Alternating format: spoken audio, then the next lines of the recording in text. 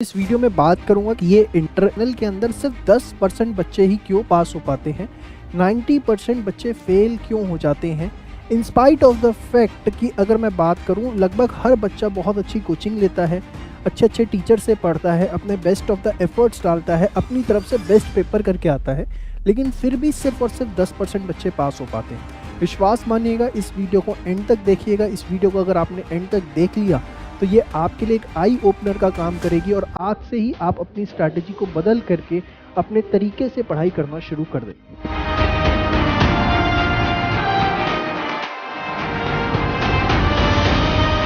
देखिए, होता क्या है, सी लेवल पे ना तीन चीज़ें बहुत ज़्यादा मैटर करती हैं। सबसे पहला होता है कि आपके पास कंटेंट की क्या नॉलेज है, सबसे पहली चीज़ होती है। अब कंटेंट की नॉलेज के ऊपर हम जो है बहुत अच्छे से अपनी एनर्जी लगा देते हैं। सेकंड हमारे पास होता है, जो हमें करना होता है वो होता है क्वेश्चंस की अंडरस्टैंडिंग। ये क्या है, अभी मैं इसके ऊपर आता हूँ। और तीसरा जो सबसे बड़ा मेन कंपोनेंट होता है वो होता है आंसर राइटिंग। जिस बच्चे के ये तीनों कंपोनेंट्स बहुत अच्छे होते हैं उसको तो ये इंटर निकालने में कोई दिक्कत नहीं आती, बट अदरवाइज जिन बच्चों के ये तीनों कंपोनेंट्स अच्छे नहीं होते उनको ये इंटर निकालने में बहुत तकलीफ होती है। होता क्या है कि हम मोस्ट ऑफ द बच्चे 80% बच्चे जो हैं वो अपनी सारी की सारी एनर्जी लगा देते हैं किसके ऊपर, कंटेंट की नॉलेज बटोरने में, कि मेरे पास जो सिलेबस है उसको मैं अच्छे से अच्छा समझ लूँ। देखो, सिलेबस को समझ लेने से या उसका ज्ञान बटोर लेने से आप विद्वान तो बन सकते हैं, लेकिन अगर आपको सीए की डिग्री लेनी है, प्रोफेशनल बनना है, तो आपको एग्ज़ाम निकालना पड़ेगा। और एग्ज़ाम निकालने के लिए ये दो पॉइंट्स इक्वली रेलिवेंट होते हैं, क्वेश्चंस की अंडरस्टैंडिंग और आंसर की राइटिंग। अब क्या है ये क्वेश्चन अंडरस्टैंडिंग और आंसर राइटिंग, जरा इसको समझिए। क्वेश्चन अंडरस्टैंडिंग की जब मैं बात करता हूँ ये इंटर लेवल पे, तो मेरा क्या मतलब है। सबसे पहले इसका मतलब है कि आपको सोर्स आइडेंटिफाई करना है कि भैया मेरे पास मैंने जो टॉपिक पढ़ा है, पढ़ तो मैंने लिया, लेकिन हर इंस्टीट्यूशन का एक अपना पैटर्न होता है जिसके बेसिस पर वो क्वेश्चन पूछता है। तो सबसे पहले मुझे ये समझना है कि जो मैं पेपर देने जा रहा हूँ उस पेपर के अंदर उस पर्टिकुलर टॉपिक के ऊपर किस तरीके का क्वेश्चन पूछा जाता है, कहाँ से ज़्यादा क्वेश्चन पूछा जाता है, किस पर्टिकुलर पॉइंट के अंदर वो अटकाते हैं, वो सिंपल क्वेश्चन पूछते हैं, वो एनालिटिकल क्वेश्चन पूछते हैं, वो केस स्टडी बेस्ड क्वेश्चन पूछते हैं, किस तरह का क्वेश्चन पूछ रहे हैं। तो जब तक मुझे क्वेश्चन अंडरस्टैंडिंग नहीं होगी कि मेरा इंस्टीट्यूट उस पर्टिकुलर टॉपिक से, उस पर्टिकुलर चैप्टर से किस तरह का क्वेश्चन मेरे से पूछ रहा है, मेरी गाड़ी जो है राइट ट्रैक पर नहीं जाएगी।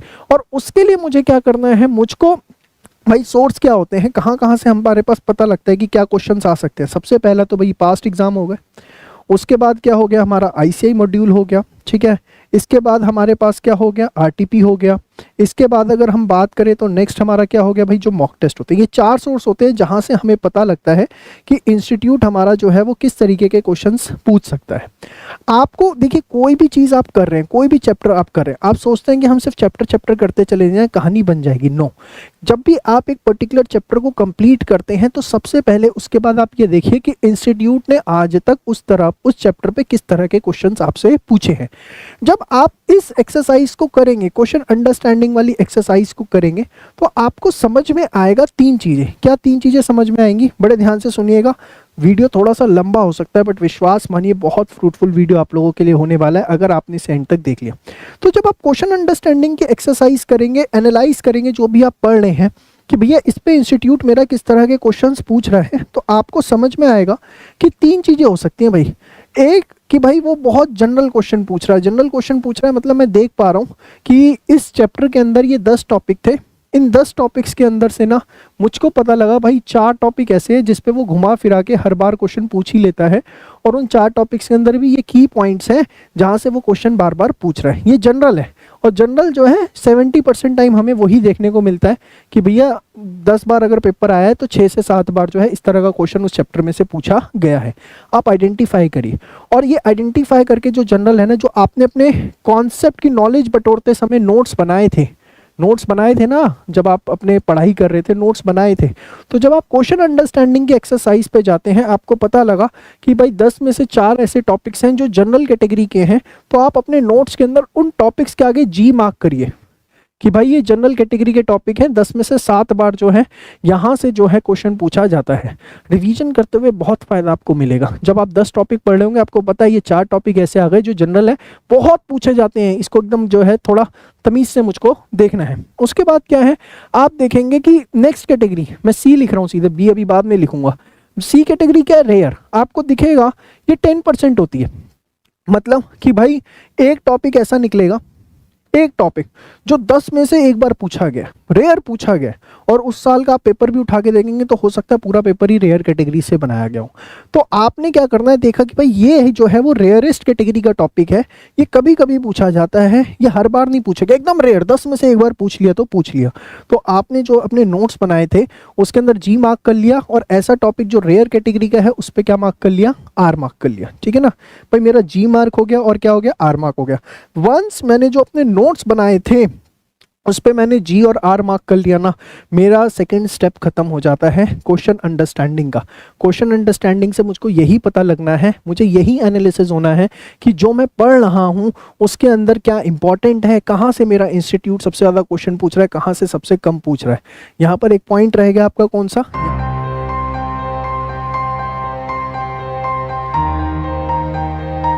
यहाँ पर आपका एक पॉइंट रह गया बी। बी क्या है, बिटवीन जनरल एंड रेयर।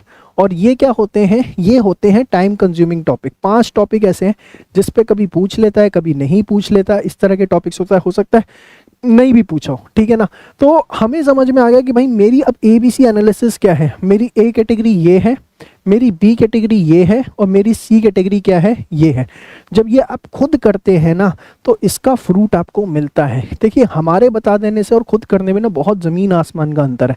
जो आप करेंगे अपने लिए करेंगे, और जब इंसान अपने लिए करता है ना तो बहुत मेहनत करता है। आप इस तरीके से समझिए, आप खुद का बिजनेस कर रहे हैं तो बहुत मेहनत करेंगे, लेकिन वही चीज़ जब आप जॉब कर रहे हैं तो शायद आप 100% एफर्ट्स ना डाल पाए, हो सकता है आप डाल भी दें, लेकिन बहुत हर बच्चे के साथ वो चांसेस नहीं है। समझ गए आप मेरी बात।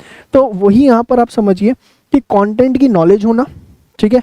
उसके बाद हमें क्या करना, क्वेश्चंस की अंडरस्टैंडिंग करना। अंडरस्टैंडिंग कहाँ से करेंगे, सोर्स से, और क्या तरीका होगा वो मैंने आपको बता दिया। अब होता क्या है कि हमें ये तो समझ में आ गया कि भाई ये पढ़ना है और किस तरह के क्वेश्चंस वहाँ पर आ रहे हैं। इसके बाद सबसे बड़ी और अहम चीज आती है, वो है आंसर राइटिंग। आंसर राइटिंग का मतलब क्या समझते हैं भाई, आंसर राइटिंग का बड़े सिंपल अक्षरों के अंदर मतलब होता है कि how to express content in questions.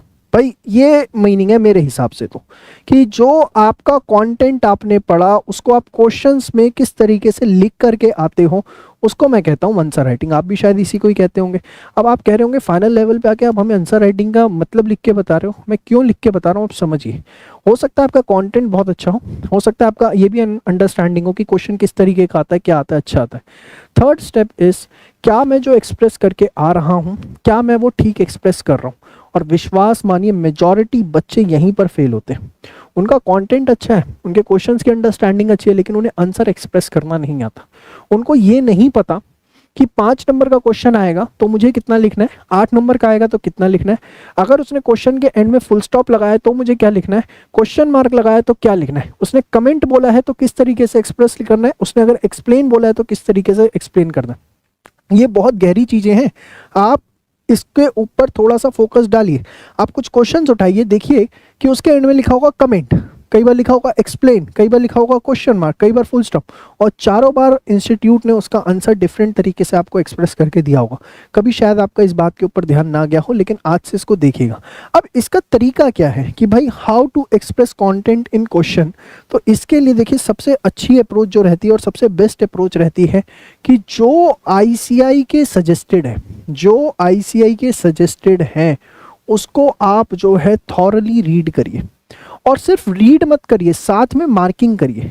आपको कुछ ना कुछ उसके अंदर नया मिलेगा। क्या नया मिलेगा आप खुद करिए, आपको खुद समझ में आएगा।